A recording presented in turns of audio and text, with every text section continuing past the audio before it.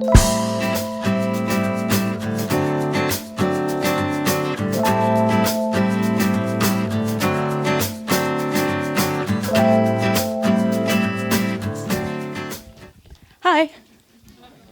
I'm Tamara or Tamara, depending where I am, or my vibe, depending. But so I didn't write anything down. I was just going, oh, come and wing it, because that's just how I work. Thank you. So I'm autistic, dyslexic, chronic fatigue, mental health categories, diagnosed. And I wanted to stand up here today, and I was inspired while being here to talk about what is autism to me and also my life with autism. So what autism is to me is takiwatanga, and it's that you move in your own time and space, and that is the Māori translation of autism.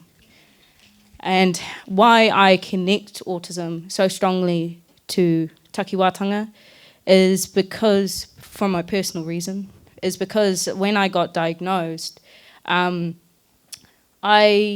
fell into a position where I have a Pākehā side and I have a Māori side, because, yes. And so my Pākehā side was like, oh, this is great, we've got all the information, we've got everything we need, oh, like, this is awesome. My Māori side was like, nah, this ain't it. And I was just like, they're like, that's cool, we don't care. And I was just like, what?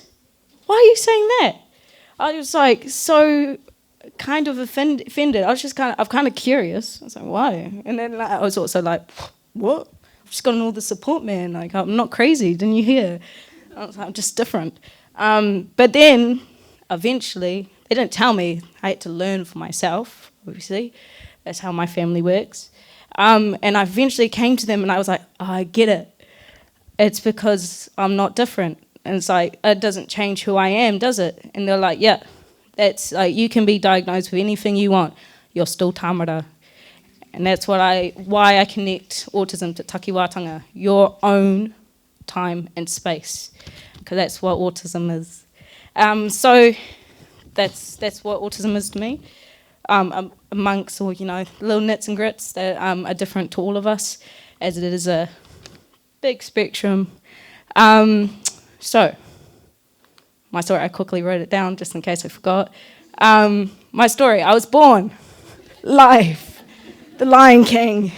And so I was there, and I was really sensitive. Like, I remember the youngest moments of my life just wanting to scream because everything hurt.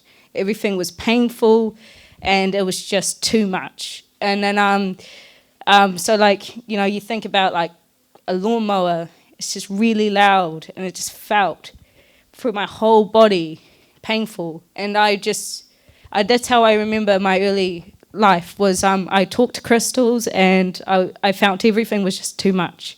But I eventually became desensitized. Because everything's so much, our bodies as humans, we learn how to adapt to survive. So my body started to detach and become desensitized.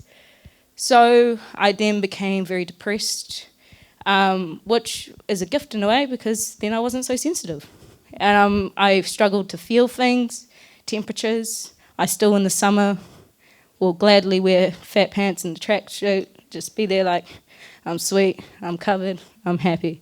But so that happened for my journey.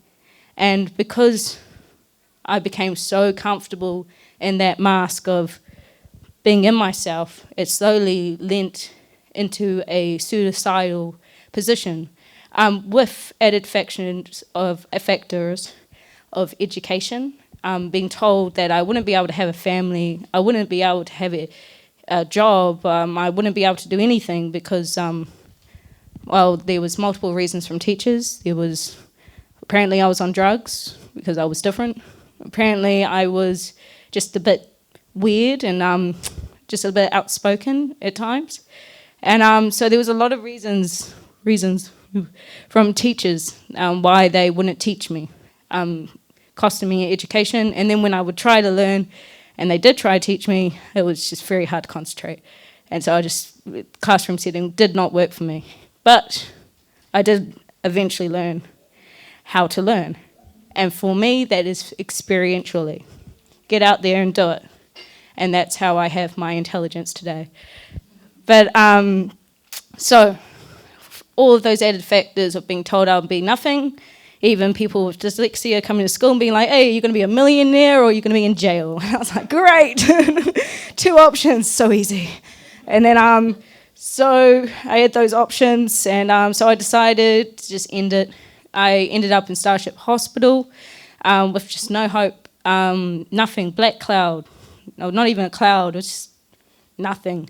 And no future, no past, and that's how that felt. Well, there's not a feeling at all. But anyway, I better not go through trying to overshare that. But I'm here. And why I'm here is because I saw X-Men. It was playing in the Starship Hospital. And it showed me that all these mutants, all these people with differences, physical and invisible, they were given all the labels that I heard, all the stories I heard before they attended the School for the Gifted, before they met Professor X and they became the X-Men. They all dealt with the labels, with the weirdo, with them feeling unabled.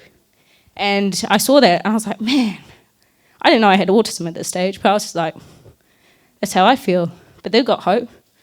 So I'm going to build it. I'm going to make hope, and I'm going to do something about it because they can do it. Why can't I? So they gave me the confidence to start the progression of healing and learning. Eventually, my amazing mother, she became the CEO of an autistic charity, and she went to a seminar. She's like, "Oh my God, that's my daughter." She heard everything. She's like in tears. She's like, "Oh my God, that's what's wrong. Oh my gosh."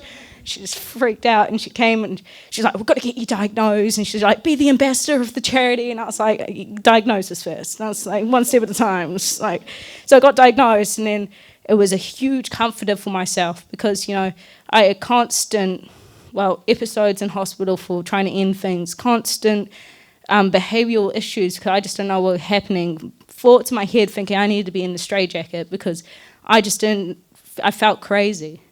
And then getting the diagnosis, I was just like, sweet, I can go from this.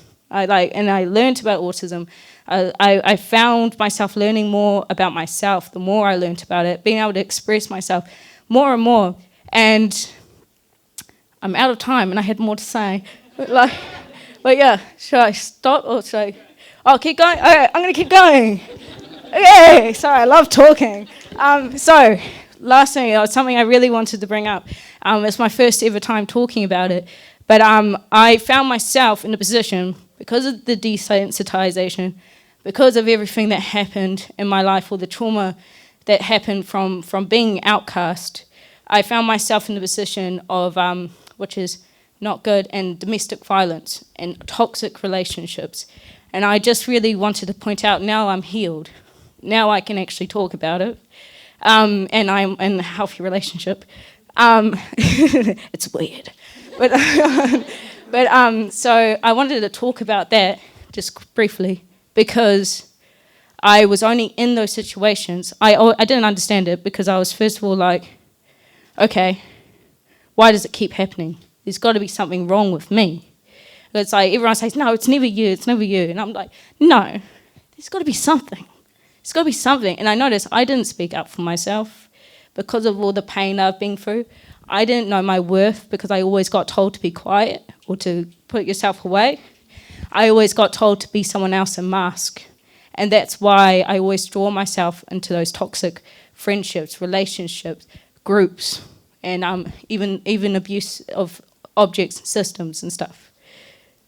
So I just want to share to you saying, like, once you find your worth, then those relationships change, your friends change, your job changes, everything goes up from there, and it is beautiful, and it is possible to wake up and be happy. Happiness is actually a lifestyle, which is really cool. I had no idea. So, yeah, that's all from me.